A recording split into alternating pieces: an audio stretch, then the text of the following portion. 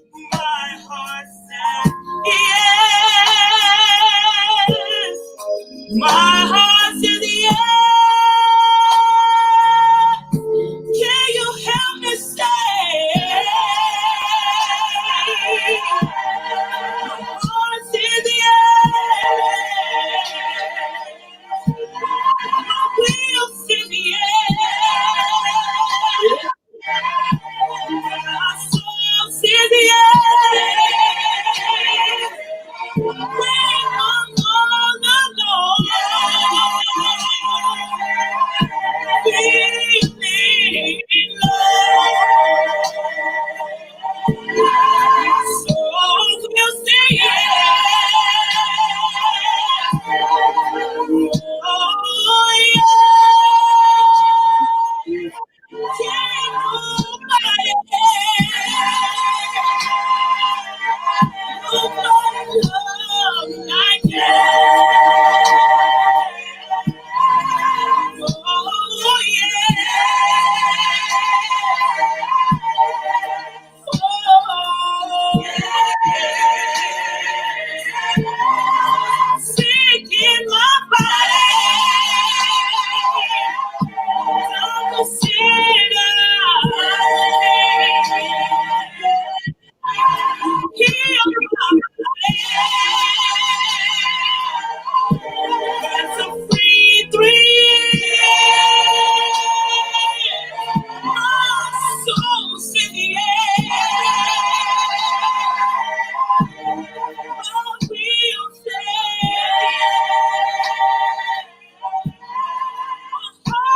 Monica Pepper Barnes singing saying yes.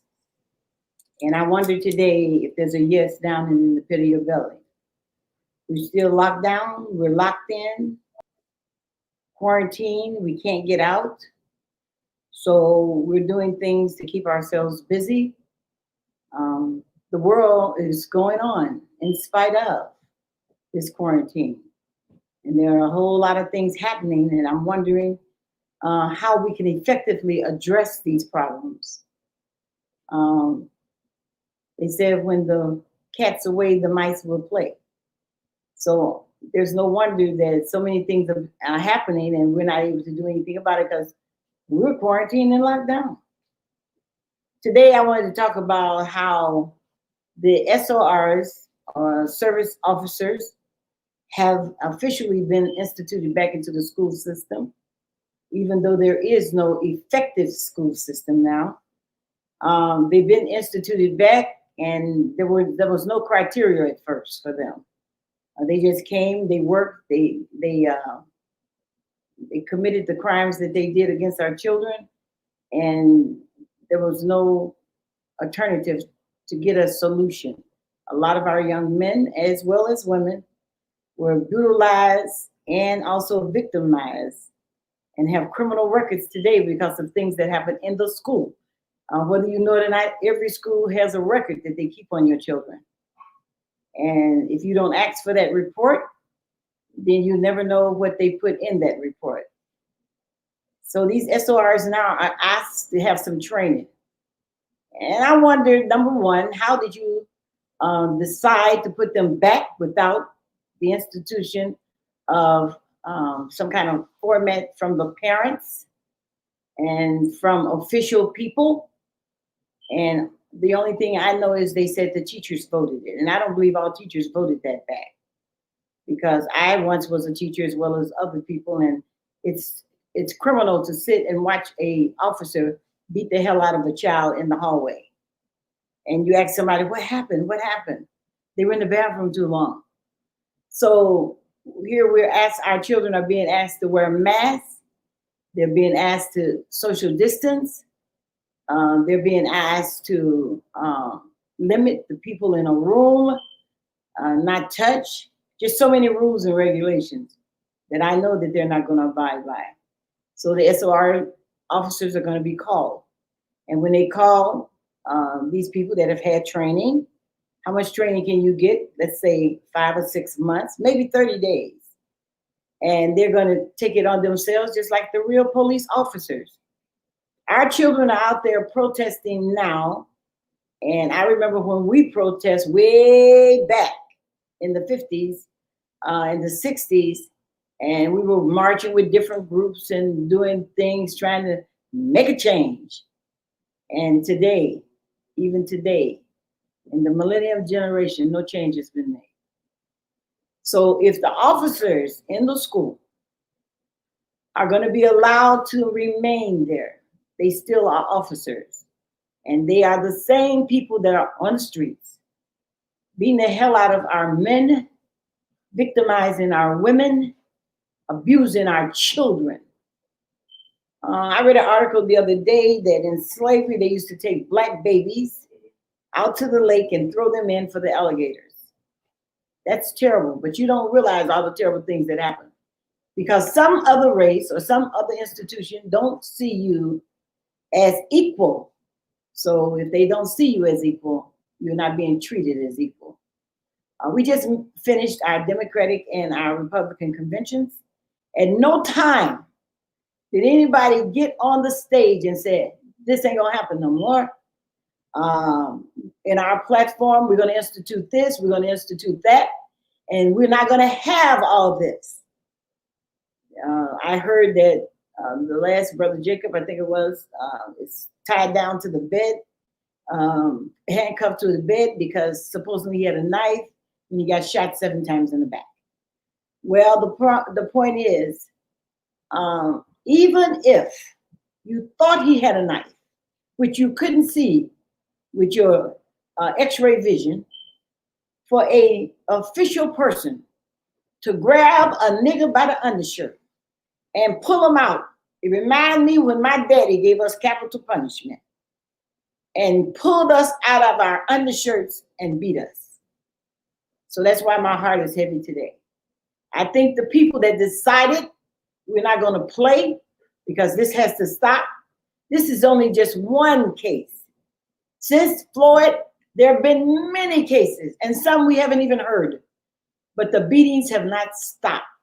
The victimizing has not stopped. The I'm gonna whoop your ass because you ain't about nothing has not stopped.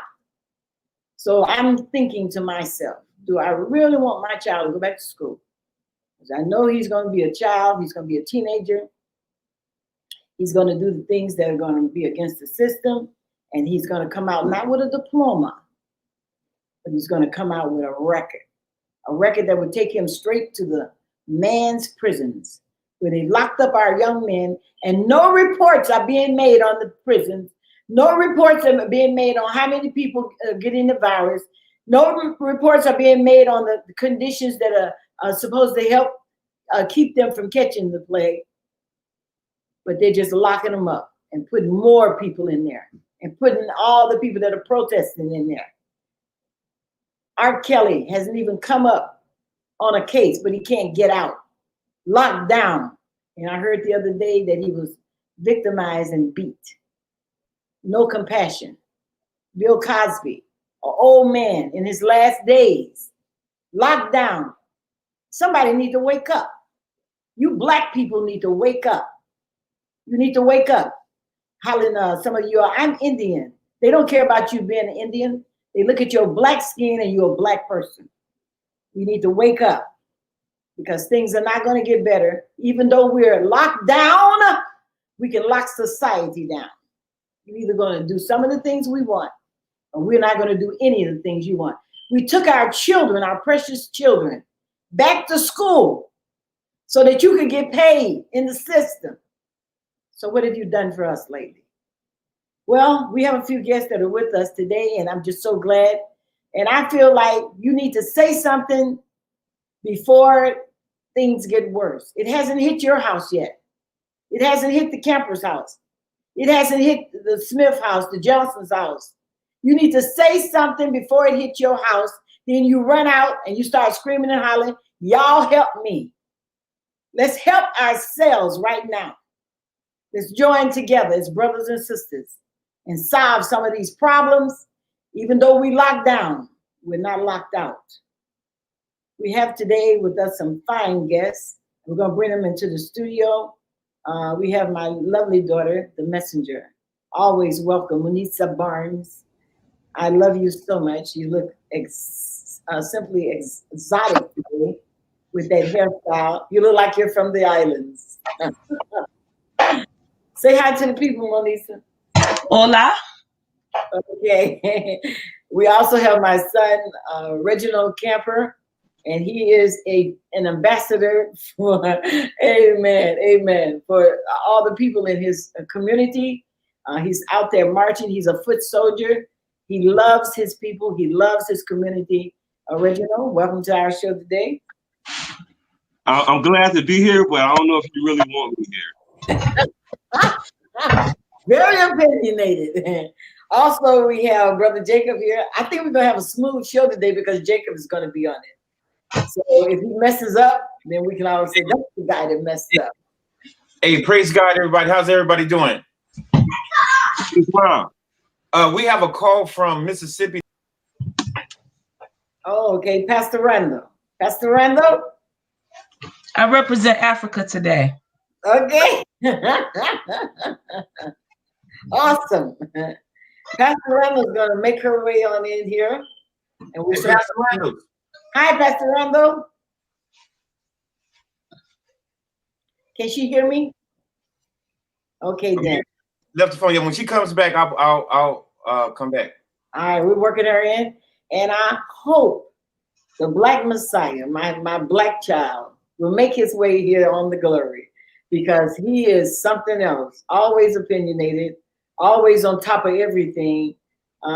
He's a master at his own thoughts and the thoughts of others. He's always evaluating circumstances. And we're just glad to know that Robert may make his way in here today. Now, Pastor Reynolds want to say God bless to you. Go ahead, Pastor Reynolds. Good morning, everybody. May the Lord bless you all over the universe. I thank God for being able to be on the line. So I thank God. I don't know what subject you're going on, whatever it is. God, Jesus. Amen. I've been earlier, next service, after the campus that the Lord abundantly worked. We got so much to close. To the lost true relatives. God look beyond all of God look beyond and so we praise the Lord, amen. Say hello before the Lord. We love everybody. Amen. Hey, we love you too, Pastor Reynolds. We're so glad to hear from Pastor Randall all the way from Mississippi. She just came through a storm. And as that storm was coming through and all the bad statistics we heard on it, I called her. I said, make sure you have a place of refuge. She said, yeah, I have. I'm sending up prayer now to stop that storm. I don't know how in the heck that storm stopped in mid coming through, but God did a miracle through Pastor Randall. You know, she controls the weather with her prayers. So thank you very much for that call. All right, then, we're going to come in here and we're going to talk about some of the subjects that I brought up. So I think we're going to start with Reginald. Reginald, you want to bring us in on some of the high points that we talked about so far? I don't know exactly where you want to go, but if you want to go real deep down the rabbit hole, we have to start with the Christianity faith. And we have to start with what we was raised on. And I'm not saying nothing negative about it, but I'm saying it's all about values. And the Christianity faith gave you values, but it did not give you truth. And now the young college students have studied truth. The Christianity faith is nothing but our old people that say they love us, stay out of harm's way, but be careful. Now, speaking on the flip side of that coin as a moral, we understand that everything is about corporate, and you are nothing but a corporate mule for society. When you become in your personal, that's when you become yourself. You call yourself who you want to call yourself, and you value yourself. But if you're corporate, take your ass to work. If you're corporate, get the fucking vaccine. If you're corporate, do everything the white man tell you because you need it. But if you're in your personal mind, your personal self, you'll be a fool to give your life to the white societies that don't care about you. Jake got killed because Jake, the state owns him. If Jake was a Moor, if Jake was a Black Panther, and then his people, his nation will come out for him. I'm just trying to give you raw truth. Wow, you brought out some beautiful points there, Reginald, and some facts that people don't want to address. Sometimes people are calling me and I'm telling them, are you getting paid for going back to work? Because there have been funds allocated because if something happens to you, they're paying extra money on your jobs just to come and work. And they're not being paid extra money. People are barely being paid a little bit over their salaries, as you said, to sacrifice themselves. And corporate, a lot of them are working from home. You can't hardly go out and buy a computer because there's so many people working from home. So why can't we do more things to isolate and to help people that are really on the battlefield? And those are the servant workers, the cooks, the folks delivering food. All these people are getting sick. Are the statistics on them telling us how many people have fallen? And what are we getting out of it? It's unfair. Anita?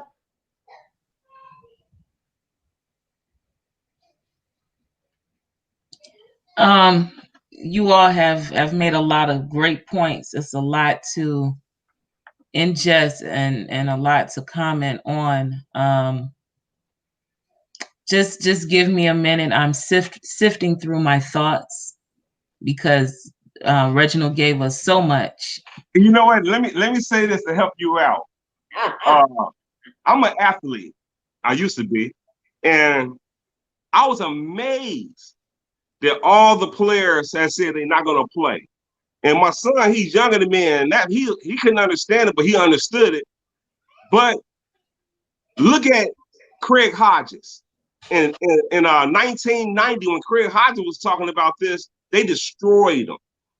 Look at all the great athletes that came. How many black people, and I'm in my 50s, how many black people in our 20s and 15s couldn't go on 34th and Halsted? You better not get caught over there in Bridgeport. You can't go around the Italians. You can't go to Chinatown. You can't go to Little Village. You can't go downtown. But now they all want us to hold hands and say it's our world. It's not our world. But the Bible that you preach about, Christianity, talks about Revelations, when the last is going to be the first and the first going to go down to the last. You cannot win nothing by holding hands and singing. You got to put somebody down. Somebody going to get punched in the mouth. Well, you know, let me just say this before I lose my thought. I guess I'm kind of like not really torn, but I don't understand why it took another life for celebrities to wake up and for athletes to wake up and use their platform. When Kaepernick first took the knee, right then and there, everybody should have backed him up and supported him, but they did not. And so now that we've lost another life, well, we didn't lose his life, thank God, but it took another situation for Black people, those that are in power and that has a platform that can be impactful, to wake up and decide to do something. And what I fear is, no matter how much we protest, no matter how many places get burned down because of looting and people expressing their discontent for our judicial system, unfortunately, I fear nothing's going to change. Even with Black people putting their hope in the Democratic Party, the Joe Biden and Harris that's running, they're not our hope. We have, at some point, we as Black people have to realize the only people we can count on, the only people that we can bet on is ourselves. At what point do we come together as a community and unify to make ourselves great again? Just like the Black Wall Street. You know, we as Black people, we have so much power, but we don't realize the power that we have within us. So, you know, it's great that people are being aware of the situation and they're taking stands. But honestly, will policies be changed after this? Are Black people going to demand policies to be changed? Let me piggyback for a minute. And as also, let me just say this. Where are the Black leaders in our community? Mhm. Where are the Black leaders? Where are our pastors, our clergymen? Where are they? And are they going to make these Democrats work for their vote? All right.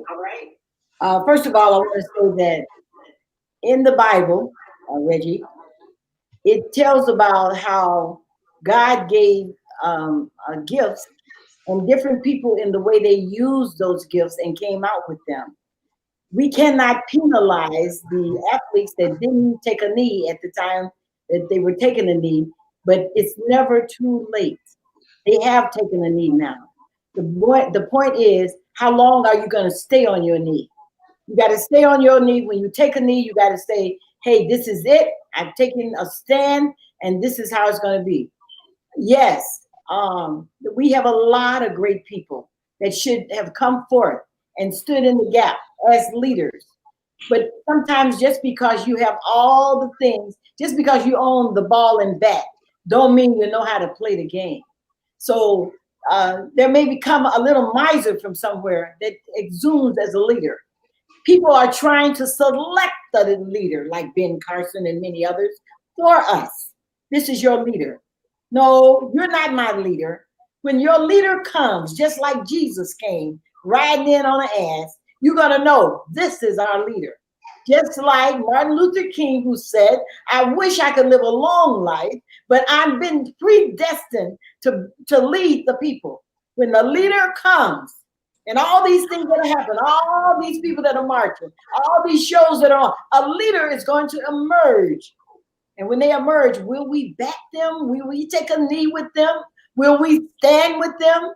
Are we so afraid in our homes that we won't get food, that we won't get, people are buying freezers and stuff, stocking up? That's not going to help you. The lights went out over the other day for 4 days.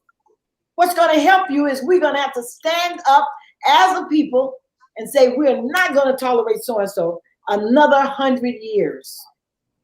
You know what, Pastor Kemper, I appreciate the passion of Reginald, because Reginald is speaking from the voice of people that are tired. And Moniece was very elegant in her words about this system is so messed up. Changing the education system is not alone. You can't just change the reform police. The whole system got to change. And Brother Philip Sanders, he sent a message based upon what you just said about a leadership. He says, where's Arnett Turner? Farrakhan said, out of the need of the people, a leader will rise. I have a video I would like to share with you, if it's okay, Sister Camper. All right.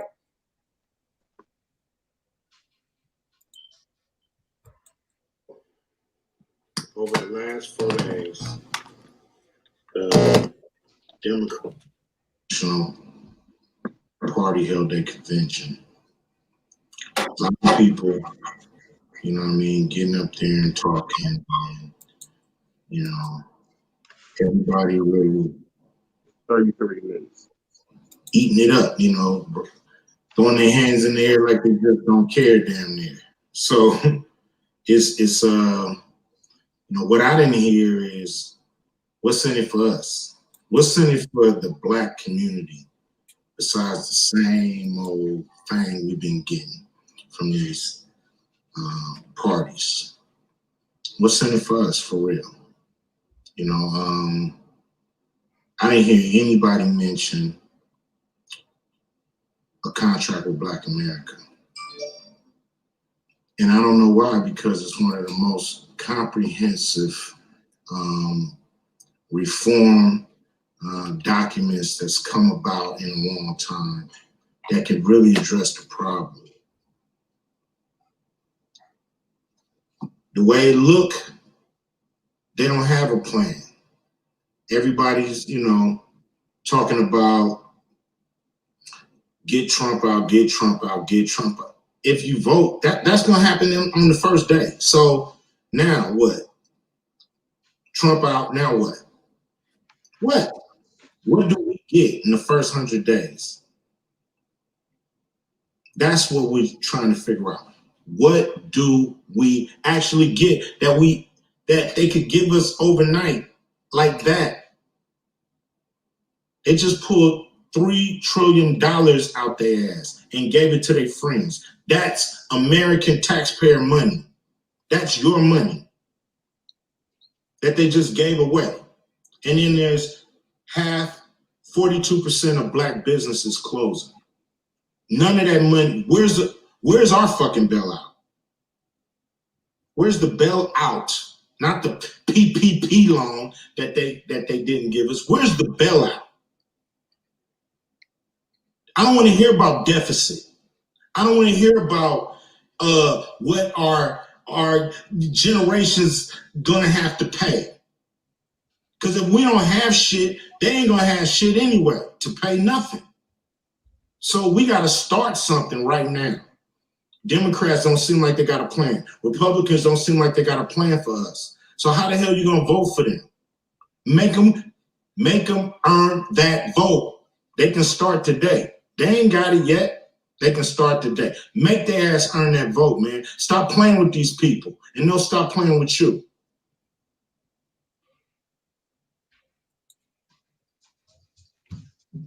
Wow, that was awesome. That was awesome, and so many good thoughts. First of all, I was thinking about how not too long ago, my people were in slavery. I'm talking about my ancestors, my great-great-grandparents, and my grandparents. Yes. Yeah. Need you a quick one Go to the field. That's what verse 5. So we have to learn that all the people that went to try and vote, our ancestors, the suffering they did to try to learn how to read and to learn how to buy 1 acre of land so they could vote. It was every time they met the criteria was changed. We as Black people were not originally Democrat. Why do you feel like you got to be a Democrat? The Democrat don't deserve your vote. You have to earn your vote. And I can tell you now, from the convention I saw, I don't care what they say about Trump. I'm going to support him. He's an ass kicker. I like that because what he says, and he's the most likely to help you. The other people that say they love you, hugging you and kissing you, they don't really love you. On their platform, not once have they said, I'm going to deliver you from this. I'm going to deliver you from that.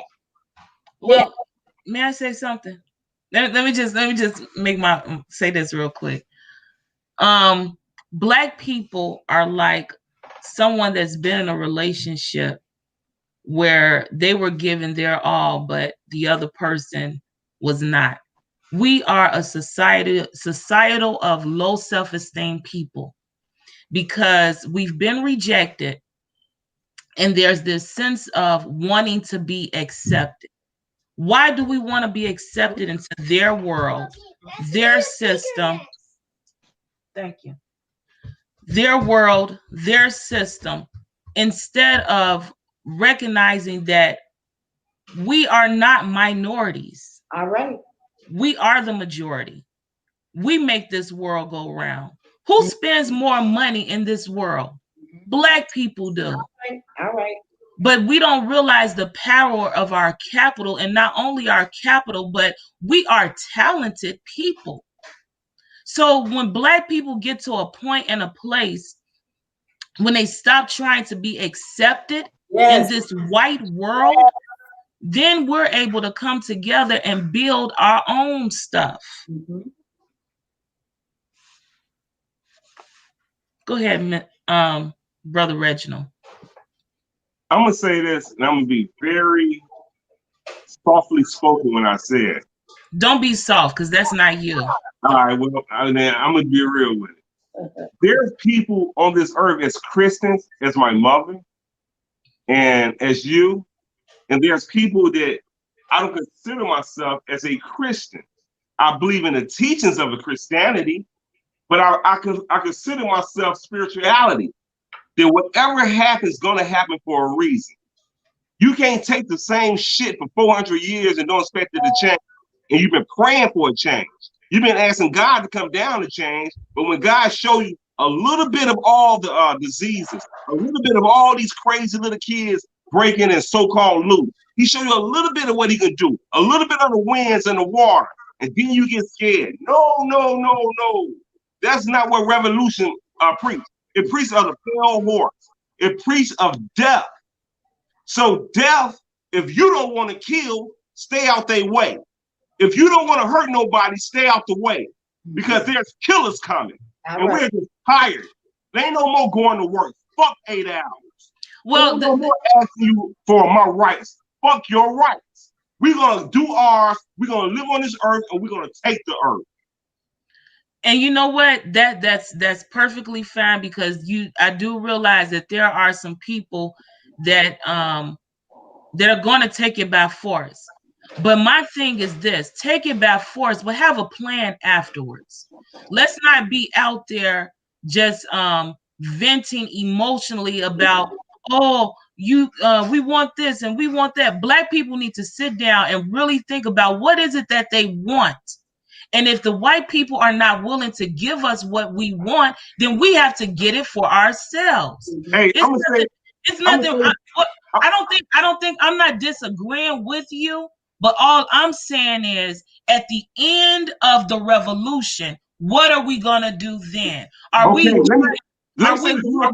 revolutionists to say, since you all are not accepting us, this is what we do, and we're gonna have a tantrum like a baby that can't get what they want? No. At what point are you gonna say, we don't need your milk, we ready for some meat, and since you're not gonna give it to us, we're gonna get it ourselves? I'm gonna say this because I gotta go in a minute. You said don't go, because we got 30 more minutes, Reg. You said, think about it. The white man cannot build, never have, never will. He's a person of destruction. The black man built Egypt. The black man built everything in so-called Africa. The black man built everything in the United States. The black man produced doctors. The black man can produce, we don't need lawyers, liars, but we can produce magistrates, people that can talk for us, a sharif, a better law. The black man is not a hurting people. The black man got spirit. The black man got soul. The black man got love. We don't need the white man on earth. But there's not my right to tell all white men they eat. That's not my right. That's only God's right. So the so-called white man gotta prove himself to God. He has to prove himself to God. We already been in hell. He's been in heaven. It's a switcheroo.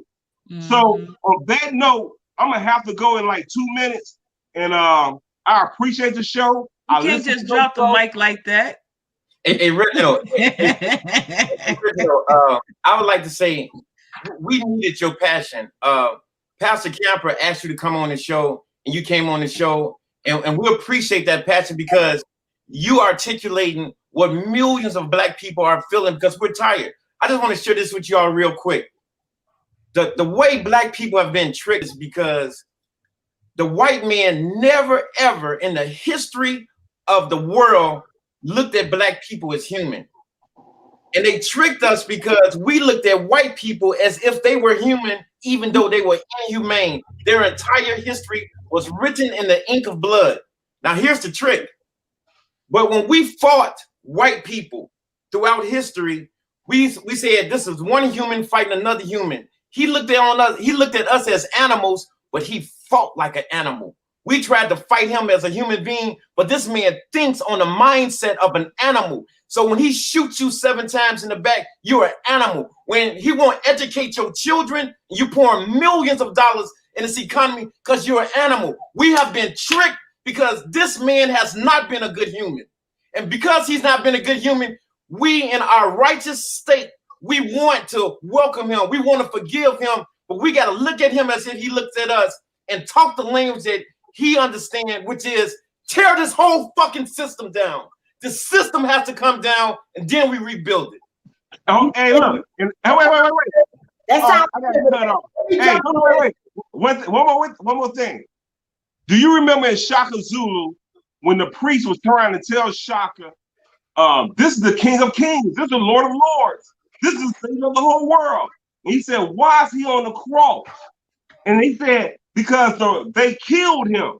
The Romans killed him. And he said, he didn't have enough soldiers then to be the King of Kings, Lord of Lords. I got enough soldiers, so I'll be the King of Kings, Lord of Lords. Now, if you think about what he's trying to say is, they're going to always give you a God to believe in. But you are God. And if you know you're God, you don't have to wait for them to give you a God. All right. I say we don't act like animals. I think black people act like rats. You run wherever people direct you. Rats are blind, you know that, don't you? So when they come through your kitchen, they don't know where they're going. Somebody's laid a trap and let them know. Here's some seeds, here's some fecus, and that your other rat people left. Now this is the way to the refrigerator, this is the way to the stove. We have got to stand on our own and know we can do without. We can do without going over into another nationality's shopping malls, into their grocery stores. I had a white man tell me, I used to frequent his store, spend lots of money, but he always had an attitude. He told me one day as he was cashing me out, he said, I'd rather not have your money than to have you come to my store. Oh my God, I was torn. This is the way they feel. I'd rather not have your money than for you to come in my neighborhood, for you to come into my facilities. They don't have to build recreation community centers in our neighborhood because we're going to frequent theirs. They don't have to build good grocery stores. We're going to frequent theirs. We have, as a people, got to learn how to do without. We got to learn how to suffer. There are people now that are building tunnels in case there's a nuclear war. And they're not black people. There are people getting ready and putting up and hoarding up food and storing up things and learning how to use guns and stuff, preparing for something that may never happen. And here we are as a people living on the earth. Are we preparing ourselves that we're going to stand? Our children are sacrificing their lives. One water, one planet, God give the increase. They sacrifice it. If you don't agree with them, shut up, don't say nothing. Because we all got to be on the same page. And I want you to know today, we have got to buy some candles. We got to buy some oil lights. We got to get some barbecue pits and learn that if I can't go out here, I'll stay here. I'll take some greens out of the garden and fry them like it's steak.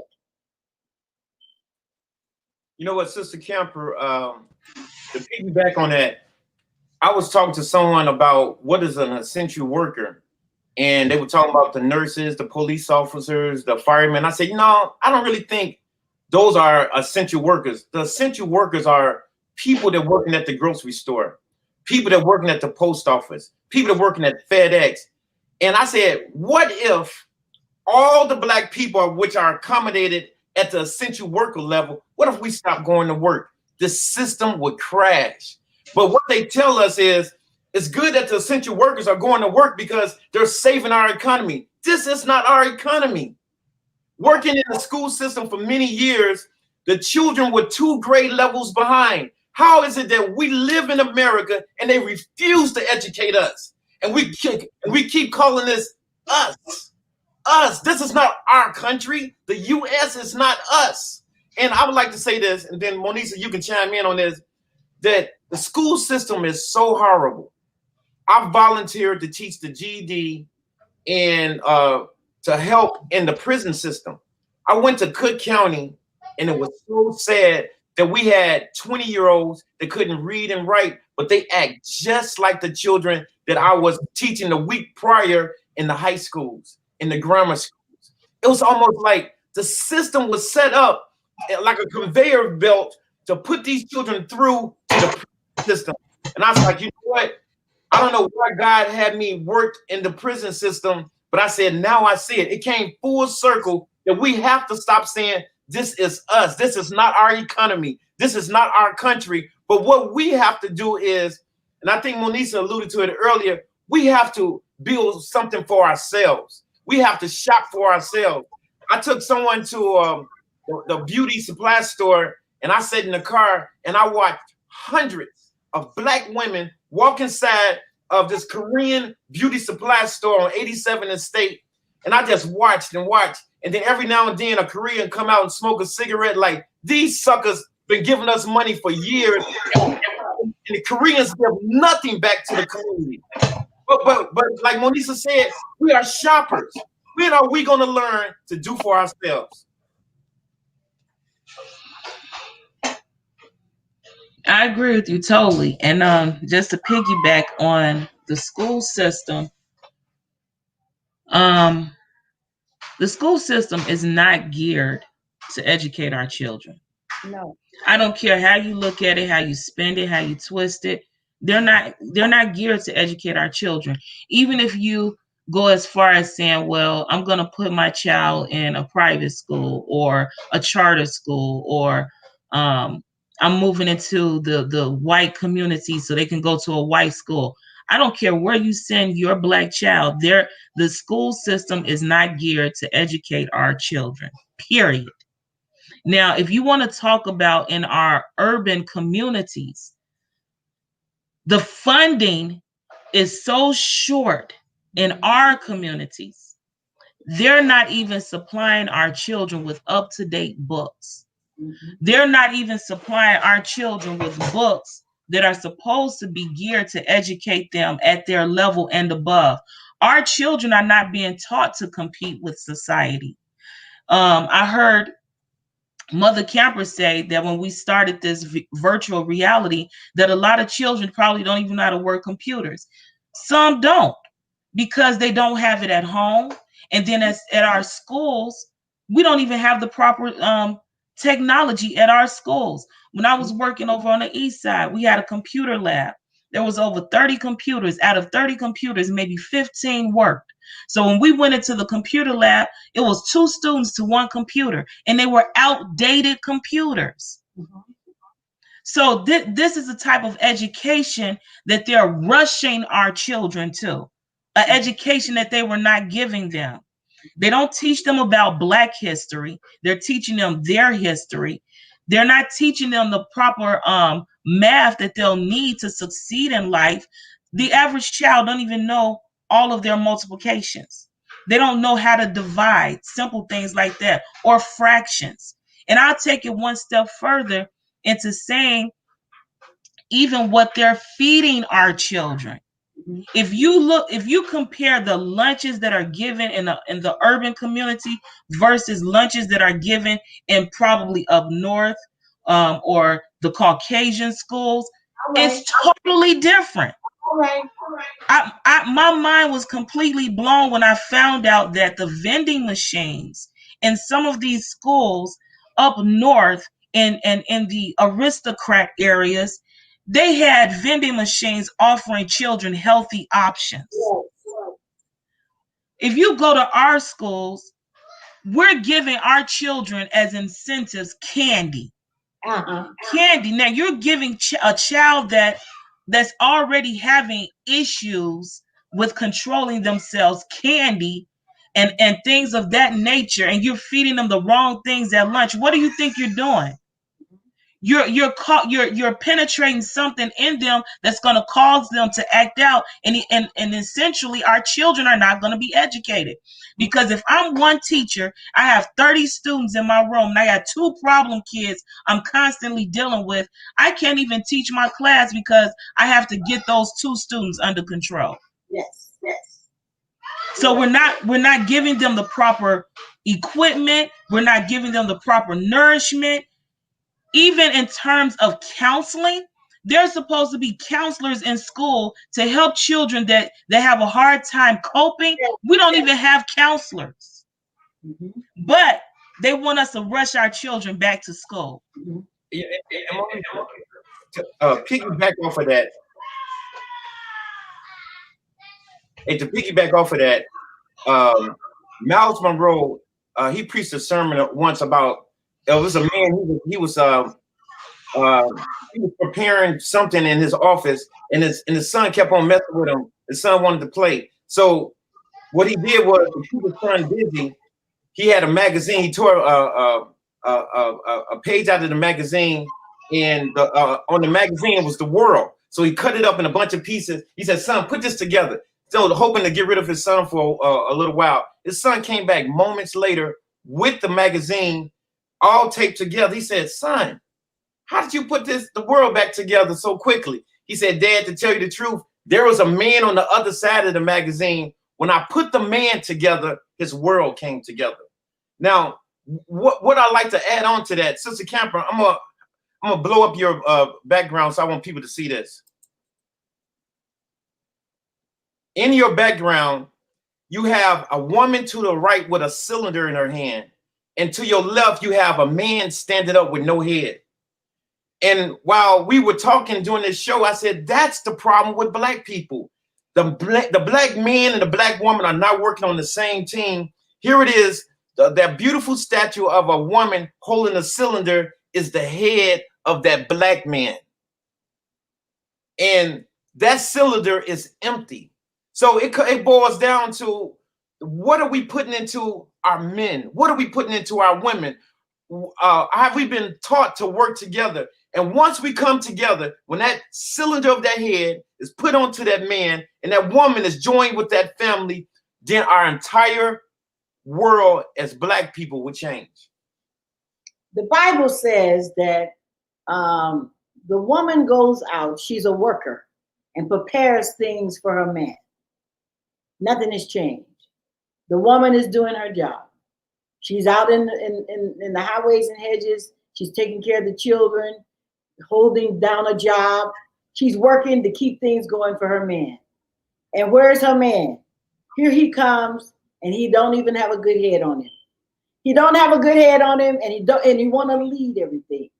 He want to run everything. He don't come together as working as one.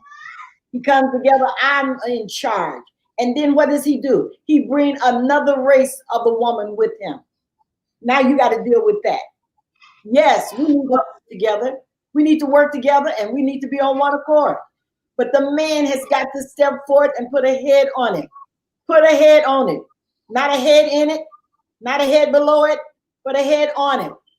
You got to get your education. You got to be aware of things that are going on around you.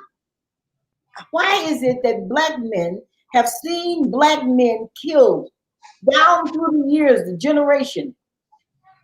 The young man that went all the way to Mississippi and was told not to go to a certain grocery store, whistled at supposedly at a white woman and lost his life. What were the results? I remember going to that funeral. What were the results? Has anything changed? Have Black men, each one take one, come together to teach the next generation? This is how we're going to do it. Don't lay away all the things your grandfather taught you. Don't lay away all the things Dr. Martin Luther King taught you. Don't lay all the things Malcolm X taught you. Don't lay away all the things Farrakhan taught you. Put them together and come with a head. This is how you're going to master things. Now, let me just kind of piggyback off of that for a minute. You said so many things, and I hope I'm able to remember all of my points based on what you said. But in terms of rebuilding not only the Black man, but the Black woman as well, it's a community effort. That old saying about it takes a village, it does truly take a village. We don't honor our own in our own communities. Our women are not treated like the Black queens that they are. The older women are not imparting in our young women that they possess a power of queenliness. If you listen to the types of music that the industry is pushing our people to make in order to profit from, is music that demeans not only the woman but the man as well. All of this is mental manipulation, systematic manipulation to break down the Black man and the Black woman from realizing that the power that they possess within them. Because The thing is, if you can empower that Black woman to know who she is, a queen is able to speak to the king and a man. Sometimes a man may not know which direction he wants to go in or who he is, but the power of that woman can speak to that man, and together they can cultivate each other, because the right man can speak something into a woman and activate the queen in her, and together they can build a family of royalty. But because for centuries we've been taught against each other, the Bible does not lie when it says that you can take captive of a house if you get rid of the strong man. And who is the strong man? It's the man of that house. If I'm able to tear him down, demean him, and not have him realize who he is, I got the whole house, and I empower that woman. And so for years it's been like that. Even if you look at the way the welfare system is set up, there was an old movie that was made, I think back in the 60s or 70s, Claudine. Look at how Claudine couldn't get benefits from the government or the state because she had a man in the home.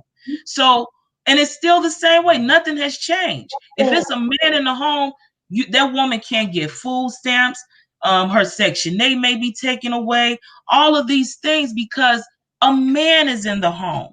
And what have they done to our men? The playing field is not level for our men to go out and get jobs. When they get locked up in prison and get out, is there a group that embraces them to help them get back on their feet so that they can get back on track and build something for the community? No, none of these things are in place. You have a few people that are doing the job, but it takes more.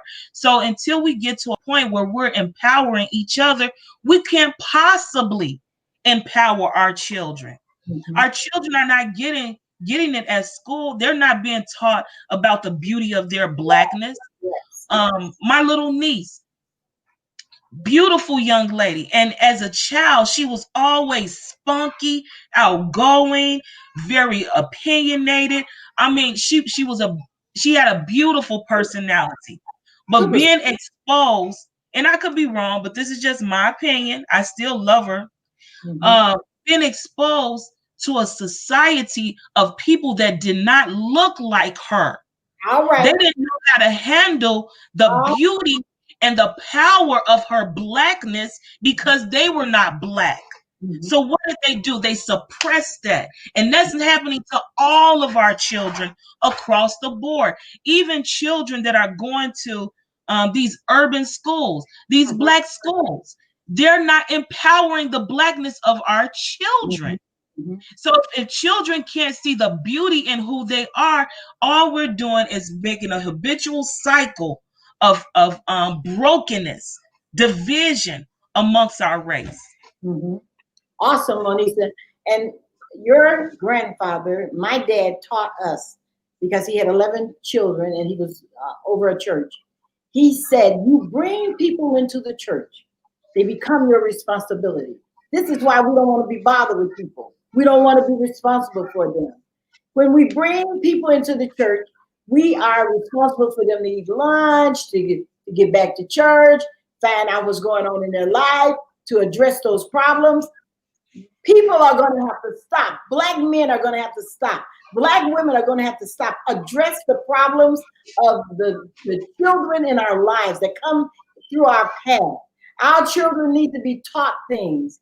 They need to have someone they can address their problems to. Instead, like you say, they're on these computers.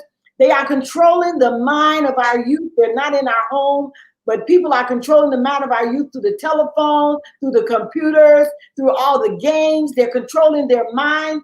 Our children are more concerned about the way they dress than about the way they think. And we have to come and address those problems. Is the church addressing these problems? No, they're not. That's why God stopped the church. He stopped everything. So you got to address this problem. Because he didn't come here that you may drive a Cadillac. He didn't come that you may live in a great home or that you may have wealth and amass a lot of things together. He came that we may bring a soul, a lost soul to him. So we need to bring our children to him. We need to submit our will to him. We need to do what he wants us to do. And now our children are being destroyed for the lack of knowledge. They don't know their history. They don't know what happened. We need to sit down. I can sit down sometimes and ask my grandchildren to watch a slavery movie with me. They say, I don't want to look at that junk. That ain't junk. That's your history. That's where you came from. Now, where are you going? So we need to address these problems, not just come on here and talk a bunch of mess. We need to address them. We, as the Bama Camper Ministry, put in for the PPP loan with the First National Bank. We rejected. You know why? Because they look in your criteria. They look at the things you've done through the media, and they say, I don't want to be bothered with prosperity. I don't want to be bothered with success. I want to be bothered with this person that's going to do derogatory things. You look at your movies. Anytime they on there drinking drugs and prostituting, and our women's bodies are all exposed and screwing all kind of men, it's a good program. Keep on pushing that. But when they're on there with a documentary telling about where you come from, where you're going, what you're doing now, that movie is suppressed. So we are got to stand as a people. People are not coming on this program calling me, hey, I want to be on the program. I got something to say. Everybody's hiding like a rat. You're hiding like a rat, and you're going to die like a dog. You know, Go ahead, Monisa. I just want to make this quick point. You talked about our children knowing about slavery. Yes, that's part of their history. But at some point, we got to move past slavery and show our children that we are inventors. We are creators. Some of our ancestors were descendants of royalty. Children have to start seeing the beauty of their Blackness. There are some Black people that have made great accomplishments in this life that our children are not even aware of. Go ahead. You know what? I have a question for both of you, young ladies. What is the name of the house that the President of the United States lives in? It's white. It's going to stay white. But what's the name of the house? The White House. Now, you see how we've been tricked? We call it the White House, but it's the house of the president. But they keep on putting these images. So subliminal message that the White House press conference, the White House this, the president's at the White House, because they letting you know, nigga, this is never going to be your house. It's the house of the president. Why do we call it the White House? Real quickly, it's a video, Sister Camp, if you don't mind. It's only 2 minutes long, and it talks about the images they've been planting in our head for years. Let me share this with you real quick.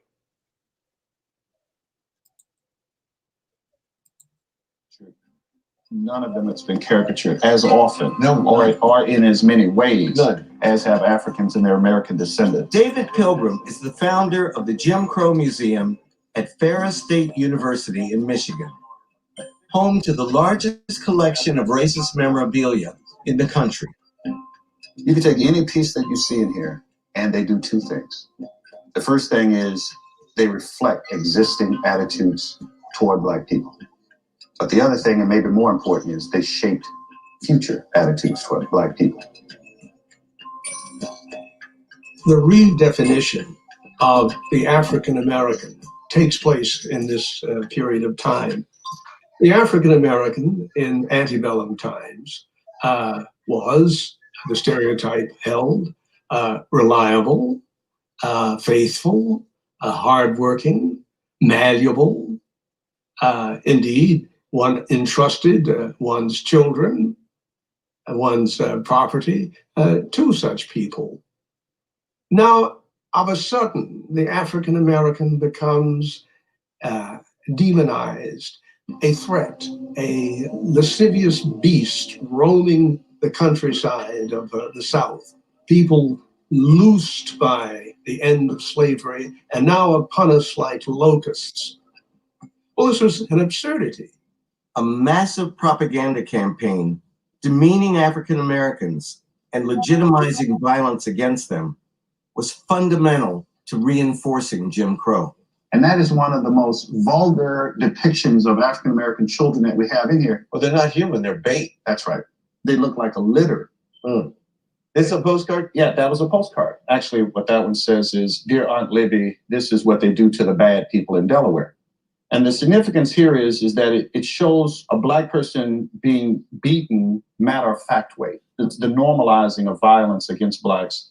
And look at this kid's face. Not only does that teach something about violence against Blacks in this case, but it's also teaching him. Oh, yeah. It's horrible.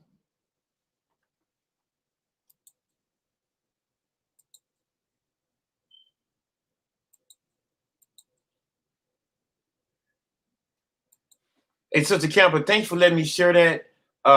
As always, it's an awesome show. You said something to the effect, what are we going to do? What you're doing now, talking to the media, you spreading the word about do for self. Sister Monique had a beautiful vision about cooking the proper foods.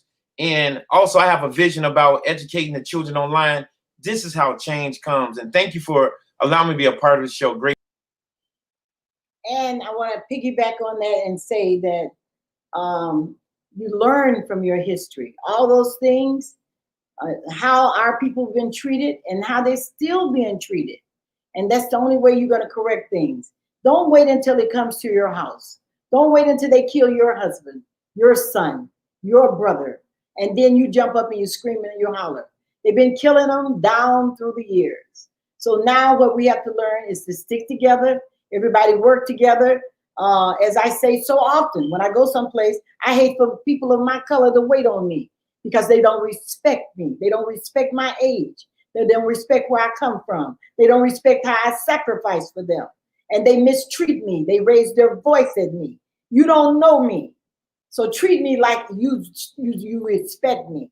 If you don't like me, treat me like you respect me. So we're going to have to do some. Church is never going to be the same. Pastors need to reevaluate their ministries. Reach out and throw your arms around people. People are losing their homes for the lack of knowledge. Just like somebody said, they don't have the knowledge to read. If you want something, kid, put it in a book, because a nigga ain't gonna read. That's what people say about us. Well, we got some readers, and those readers are gonna read, and they're gonna share with us, and they're gonna tell the person how to save their house. They're gonna tell the person how to save their children. Our children, the other day, they got a bunch of children, went to college. Parents done suffered to send them down to college. Some have taken them, and they got busted for having a big party. Your children ain't learned. Keep their ass at home and teach them at home. Go online with them and then sit there and reevaluate and teach your child and prepare them for the future generation. It's never going to be the same.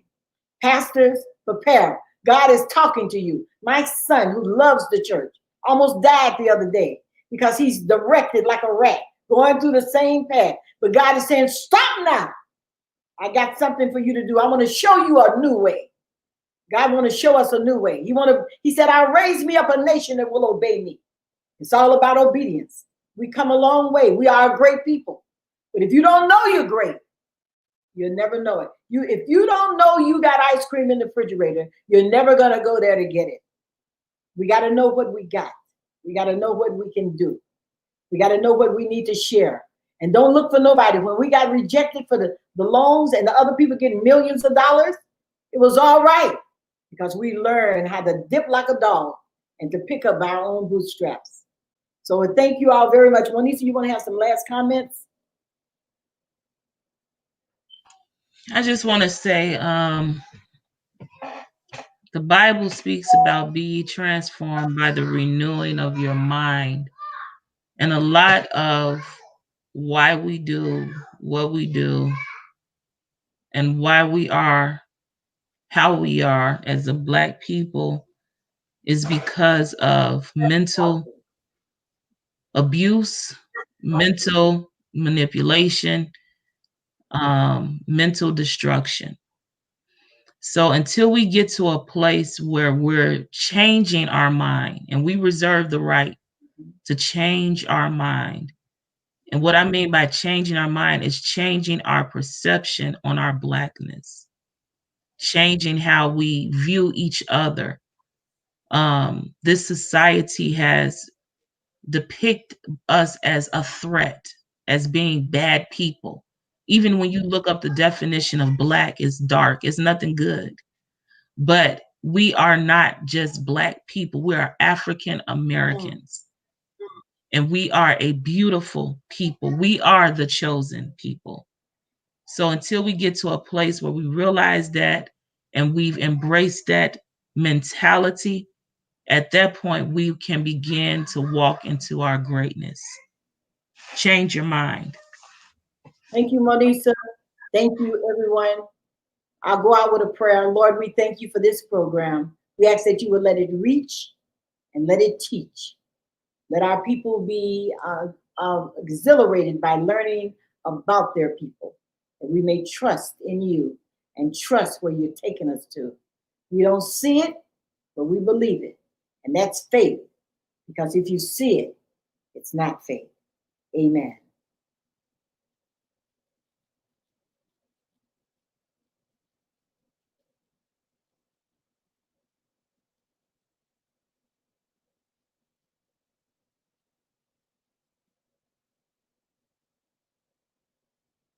I don't have any audio for the song. Me and you. Great show, everyone.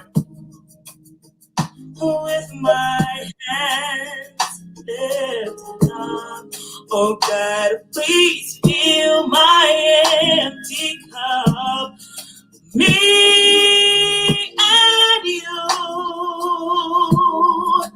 me and you. My heart says yes to you. My heart says yes. My heart says yes. My heart says yes.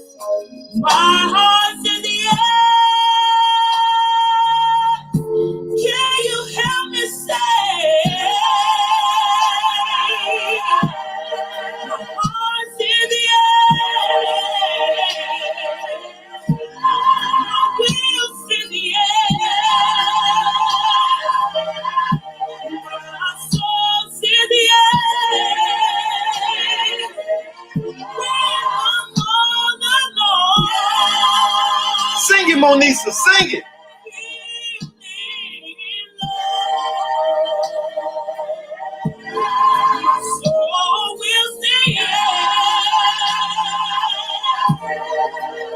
Oh, yeah.